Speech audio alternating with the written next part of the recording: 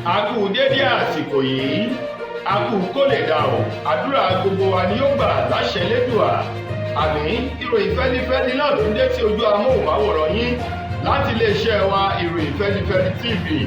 Lónìí ti ṣe ọjọ́rú Wednesday ọjọ́ 22 nínú oṣù karùn-ún ọdún 2024. Fúnmi Adélúgà ni oníròyìn. Síwájú ìròyìn ọ̀hún ẹ jẹ́ ká dé òkè lọ́hùn náà. Tá a bá padà dé ìròyìn fẹ́lifẹ́li yóò máa tẹ̀ sí ọwọ́ iwájú o, ẹ kú kalẹ̀.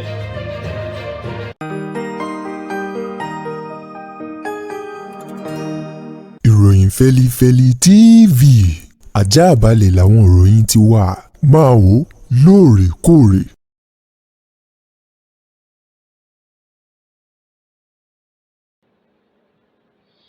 Ẹ káàbọ̀ padà, ìròyìn fẹ́lifẹ́li ọ̀hún rèé lẹ́kùnrẹ́rẹ́. Ẹni tó ti fìgbà kan jẹ́ igbákejì alága fún ẹgbẹ́ òṣèlú APC tó ṣojú fún gúúsù àríwá ní orílẹ̀-èdè wa Nàìjíríà, olóyè Saliu Lukman Ohunma ló ti pa kìtìmọ́ra tó ń ti ọ̀rọ̀ ńlá kan èyí tó sọ pẹ̀lú ọ̀rọ̀ wípé bá a wí a ó kú, bá a sì wí náà a ó rọ̀rùn. Ó ló sunwọ̀n láàyè ká sọ òtítọ́ ká lè ríbi tó dáadé sí o torí ọjọ́ alẹ́ ẹni. Lukman tó ní gbogbo àjálù tó ń ṣẹlẹ̀ ní orílẹ̀-èdè Nàìjíríà lọ́wọ́ báyìí, ó ní kò ṣẹ̀yìn ẹgbẹ́ òṣèlú APC pẹ̀lú bí wọ́n ti ṣe mú ìrètí àwọn ọmọ orílẹ̀-èdè Nàìjíríà tí wọ́n ní nínú ẹgbẹ́ òṣèlú ọ̀hún tí wọ́n sọ ìrètí náà sínú odò Ògùn eléyìí tó ti bá omi lọ. Ó ní ogunlọ́gọ̀ àwọn ọmọ orílẹ̀-èdè Nàìjíríà wọ́n ní ìgbàgbọ́ tó pọ̀ gan nínú ẹgbẹ́ òṣèlú APC wípé wọn yóò so dídùn ọsàn fún àwọn, ṣùgbọ́n tó jẹ́ ìkorò ni wọ́n rí o látara ẹgbẹ́ òṣèlú náà. Ó ní ní ìgbà tí ẹgbẹ́ òṣèlú PDP tí wọ́n ń bẹ lórí ipò, ó ní bí nǹkan ò ṣe ti rọgbọ nígbà náà ni wọ́n ní ìgbàgbọ́ wípé ẹgbẹ́ òṣèlú APC ni yóò mú ìdẹ̀rùn bá orílẹ̀-èdè Nàìjíríà, ṣùgbọ́n tó jẹ́ wípé ìdàkejì ìdẹ̀rùn àti ìdùnnú òun ni wọ́n rí lọ́wọ́ báyìí. Lukman ní látọdún 1999 eléyìí tí orílẹ̀-èdè Nàìjíríà tá a ti gba òmìnira ní ìjọba àwarawa tá a mọ̀ sí democracy. Ó ní láti ìgbà tá a ti gba ìjọba democracy ọ̀hún kúrò lọ́wọ́ àwọn ológun, ó ní kàkà kí ewé àgbọn orílẹ̀-èdè Nàìjíríà ó mú ìrọ̀rùn, ó ní líle nílé o, ó ní nǹkan ò fararọ mọ́ látọdún 1999 títí di wákàtí àti àsìkò yìí o. Ó ní kódà ogunlọ́gọ̀ àwọn ọmọ orílẹ̀-èdè Nàìjíríà ni wọ́n sọ wípé ó tẹ́ àwọn lọ́rùn tó bá jẹ́ wípé ìjọba ológun ló ń darí ìṣàkóso orílẹ̀-èdè Nàìjíríà, nítorí wípé eku yóò máa ké bí eku, ẹyẹ yóò sì máa ké bí ẹyẹ, ní ìgbà tí ọmọ ènìyàn yóò máa fọhùn bí ọmọ ènìyàn bíi tàtẹ̀yìnwá o ju àsìkò tá a wà yìí lọ. Lákòótán nínú ọ̀rọ̀ Saliu Lukman, ó ní ìrètí ọ̀tun eléyìí tó yẹ kí ẹgbẹ́ òṣèlú APC mú bá orílẹ̀-èdè Nàìjíríà ló ti di ìrètí wàhálà ìdààmú fún àwọn ọmọ orílẹ̀-èdè yìí pẹ̀lú bí nǹkan bí ò ṣe fararọ mọ́ lọ́wọ́ bá a wà yìí. Ó ní lótìtọ́ o, òun jẹ́ ọ̀kan nínú àwọn olóyè nínú ẹgbẹ́ òṣèlú APC, ṣùgbọ́n kò yẹ ká rí òtítọ́ ńlẹ̀ ká má sọ ọ́, gẹ́gẹ́ bí Lukman bó ti wí bóde o.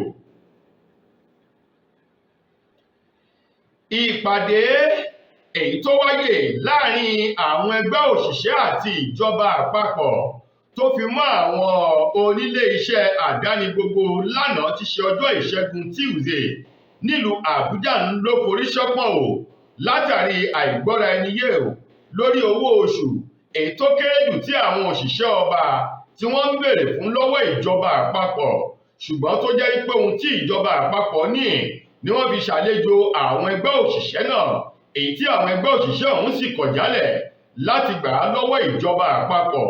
Bẹ́ẹ̀ bá gbàgbé, ọ̀sẹ̀ tó kọjá ní ìjọba àpapọ̀ fi ẹgbẹ̀rún 52 náírà 48,000 naira wípé àwọn yóò máa san fún àwọn òṣìṣẹ́, èyí tí àwọn ẹgbẹ́ òṣìṣẹ́ Nigerian Labour Congress àti Trade Union Congress NLC àti TUC tí wọ́n fárígá wò wípé àwọn ò lè gba owó náà, ṣùgbọ́n lọ́wọ́ báyìí ìjọba àpapọ̀ tún fi kún èyí tí wọ́n sọ owó náà di ẹgbẹ̀rún 54,000 náírà 54,000 naira nínú ìpàdé ọ̀hún tó wáyé lánàá nílùú Àbújá o, èyí tó tún mú àwọn ẹgbẹ́ òṣìṣẹ́ láti fárígà wípé owó yìí ti kéré jù, kò tó nǹkan kan o pẹ̀lú òbítíbitì ọ̀wọ́n gógó oúnjẹ eléyìí tó dé bá orílẹ̀-èdè Nàìjíríà láìrò ọjọ́ o. Wọ́n ní bí owó ọ̀hún bá ti yẹ̀ ní ẹgbẹ̀rún lọ́nà ẹgbẹ̀ta náírà ó lé 615,000 naira, èyí tí àwọn ẹgbẹ́ òṣìṣẹ́ tí wọ́n ń béèrè fún, wọ́n ní àwọn ò ní gbọ́ nǹkan kan nítorí wípé wọ́n ti gé àṣàkẹ́ àwọn létí lọ. Lára ohun tó tún fà á tí ìpàdé náà forí ṣánpọ́n lánàá o ní wípé wọ́n ń retí àwọn gómìnà ìpínlẹ̀ gbogbo níbi ìpàdé náà kí àwọn náà wá máa sọ iye tí wọn yóò máa san fún àwọn òṣìṣẹ́ abẹ́ wọn ní ìpínlẹ̀, lélẹ́yìí tó sì jẹ́ wípé wọn ò rí gómìnà kankan, bẹ́ẹ̀ ni wọn ò sì rí aṣojú gómìnà kankan níbi ìpàdé ọ̀hún. Wọ́n ní aṣojú ìjọba àpapọ̀, TUC, NLC àti aṣojú àwọn iléeṣẹ́ àdáni ló ń bẹ níbi ìpàdé ọ̀hún.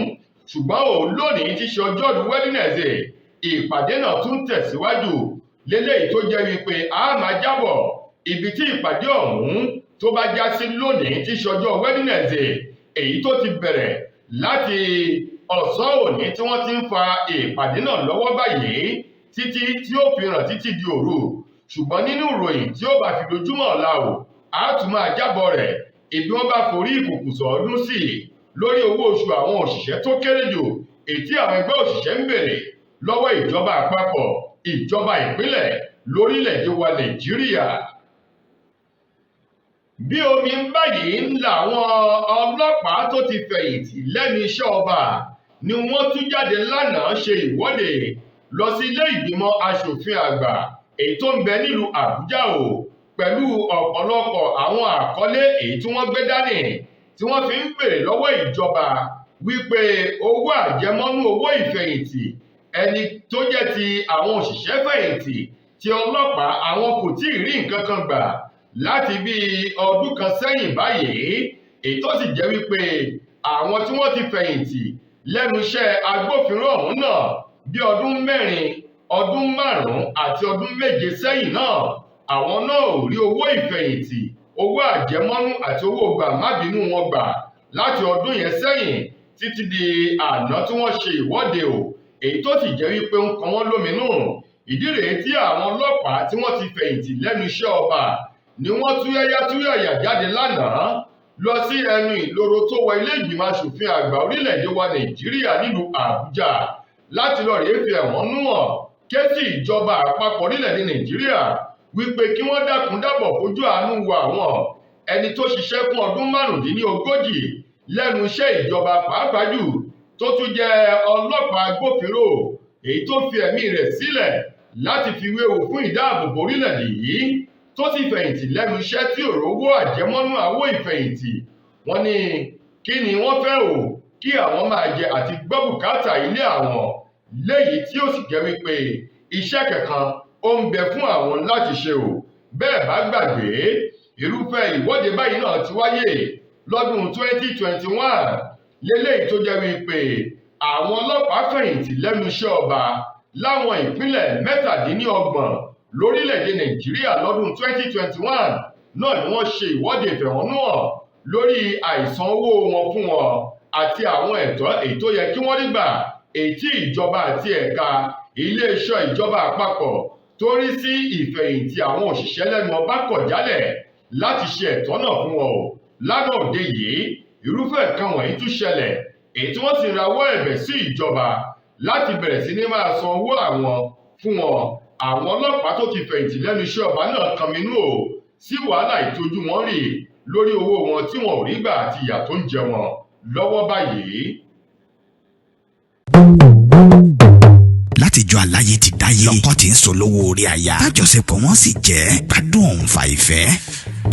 Tẹ́rẹ̀ ìgbádùn lọ́kọláya bá ti ń bọ́ ságídé. Kásáyàn ò fàǹfẹ́ láàrin wọn dò ní yọ̀bẹ̀kẹ́. Tọkọ ò lè gòkè lọ́wọ́ déré. Tọkọ wa ń ṣe súkẹ́súkẹ́ lórí àyà. Orísun ló yẹ ká padà sí. Ká tọ́jú ara wa pẹ̀lú S2 Aba Bitters. Fátẹ̀ kan lẹ̀ gbọ̀ngbọ̀ngbọ̀n. Ká kó lẹ́gbẹ́ àwọn tí ń bẹ̀bẹ̀ fàyà lórí ibùsùn. S2 Aba Bitters. 100% Aba tí ò lọ́tì kankan nínú. Pẹ̀lú oúnjẹ NAFDAC.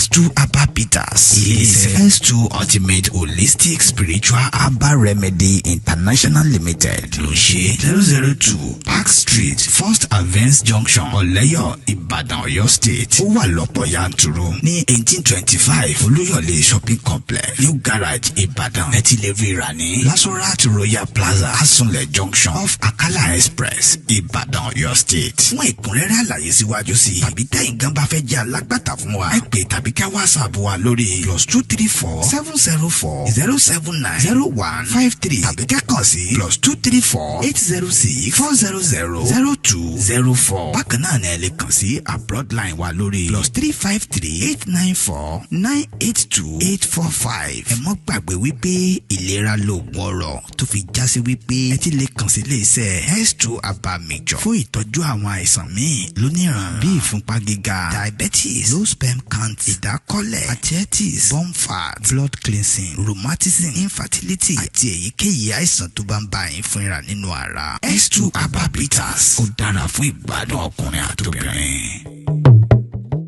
Gbajúgbajà akọrin takasùfé ọmọ orílẹ̀-èdè wa Nàìjíríà Habib Òkìkíọlá Ìdààmú Àdúgbò gbèrè olórin òun mà ló ti di aṣojú ọlọ́pàá báyìí o nínú fọ́nrán kan èyí tó fi léde lórí ìkànnì X rẹ̀ tá a mọ̀ sí Twitter tẹ́lẹ̀ àti àwọn ìkànnì ayélujára rẹ̀ lánàá ti ṣe ọjọ́ ìṣẹ́gun níbi tí a ti rí Portable Ìdààmú Àdúgbò tòun ti bàbá rẹ̀ àti àwọn lọ́gàálọ́gàá níléeṣẹ́ ọlọ́pàá ní ìpínlẹ̀ Èkó níbi tí wọ́n ti ń ya fọ́tò tó sì ń sọ wípé lọ́wọ́ báyìí òun ti di aṣojú ọlọ́pàá èyí tí a mọ̀ sí ambassador. Bẹ́ẹ̀ bá sì gbàgbé lọ́sẹ̀ tó kọjá yìí níléeṣẹ́ ọlọ́pàá ìpínlẹ̀ Èkó gbé Portable lórí gbèsè mílíọ̀nù 14 náírà tó jẹ. Ọ̀kan nínú àwọn tí ń ta ọkọ̀ èyí tó ra ọkọ̀ lọ́wọ́ rẹ̀ tó san mílíọ̀nù 13 nínú mílíọ̀nù 27 náírà 27 mílíọ̀nù náírà èyí tó wọ́ ọ̀hún kù mílíọ̀nù 14 náírà tí ó sì sanwó náà kí wọ́n tó fi ọlọ́pàá gbé o. Ní báyìí lẹ́yìn ọjọ́ péréte tó kúrò ní àgọ́ ọlọ́pàá ní Portable kéde ara rẹ̀ lánàá wípé báyìí òun ti di aṣojú ọlọ́pàá ní ìpínlẹ̀ Èkó. Òun ti bẹ̀rẹ̀ láti máa kéde ìwà rere, ìwà mímọ́ o, ìwà tó tọ́ láwùjọ àwọn ọ̀dọ́ àti ojúṣe ọ̀dọ́ àti iléeṣẹ́ ọlọ́pàá ní orílẹ̀-èdè Nàìjíríà nítorí pé ọmọ Nàìjíríà rere lòun. Òun sì ti ṣetán láti fi ìwà rere ọmọlúwàbí hàn sí gbogbo ọmọ orílẹ̀-èdè Nàìjíríà. Portable ló ti di aṣojú ọlọ́pàá pẹ̀lú àwọn fọ́nrán èyí tó fi hàn ní àná èyí tó kéde rẹ̀ lórí ìkànnì àwọn ayélujára rẹ̀ gbogbo. Lákòótán nínú ìròyìn wa fún tòní, ọ̀kan nínú àwọn tí wọ́n jẹ́ ajàfún ẹ̀tọ́ ọmọ ènìyàn èyí tó ń jà fún ènìyàn lórí ìkànnì ayélujára gbogbo tí orúkọ rẹ̀ jẹ́ Very Dark Man ló ti sọ wípé Peter Obi èyí tó jẹ́ ọ̀kan nínú àwọn ọmọ oyè tó díje dupò ààrẹ lọ́dún tó kọjá wípé tí ó bá fi di ètò ìbò gbogbogbò ti ọdún 2027 tó ń bọ̀ wípé yóò kàn máa fi mú gbòòrùn rẹ̀ ní o, ètè rẹ̀ àti ẹnu rẹ̀ kò lè kan àga ààrẹ orílẹ̀-èdè Nàìjíríà. Bákan náà ló ní Atiku Abubakar tẹgbẹ́ òṣèlú PDP àti Rabiu Musa Kwankwaso ti ẹgbẹ́ òṣèlú NNPP tó fi mọ́ Peter Obi ti Labour Party wípé wọ́n ṣe ìpàdé pọ̀ láti lè dá ẹgbẹ́ òṣèlú ọ̀hún pọ̀ kí wọ́n fi mọ̀ ṣọ̀kan kí ẹgbẹ́ òṣèlú mẹ́tẹ̀ẹ̀ta yìí kí wọ́n wà lábẹ́ òrùlé ọ̀mbrẹ́là kan láti lè jà fitafita kí wọ́n lè fi ẹ̀yìn ààrẹ tó ń bẹ lórí àlééfà lọ́wọ́ báyìí Bọ́lá Ahmed Tinubu ti ẹgbẹ́ òṣèlú APC kí wọ́n lè fi ẹ̀yìn rẹ̀ nọlẹ̀ nínú ètò ìbò ọdún 2027. Very Dark Man ní irọ́ lásán ni pẹpẹ ń pa àjà ló lẹ́rù. Ó ní wọn ò lè na Tinubu mọ́lẹ̀ o, bẹ́ẹ̀ sì ni àwọn tí wọ́n ní àwọn yóò darapọ̀ yìí ó ní eré orí igi àṣekùn ọmọ ẹdùn òun ní gbogbo rẹ̀. Very Dark Man ní kí gbogbo wọn lọ́wọ́ bí jòkó sí o nítorí wípé kò ìkàn wọ́n màkànmákàn ní òní bó bá tó àsìkò yóò kàn wọ́n.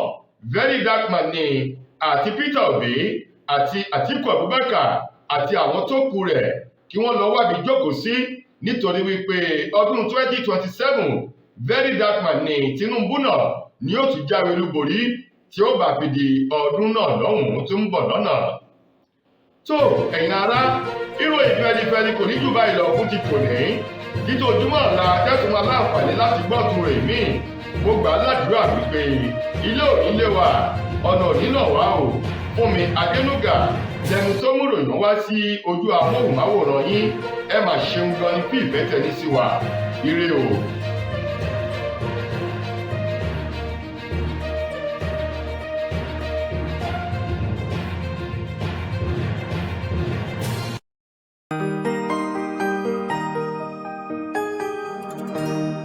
Ìròyìn Fẹ́lifẹ́li TV àjààbálẹ̀ làwọn ìròyìn ti wà máa wò lóòrèkóòrè.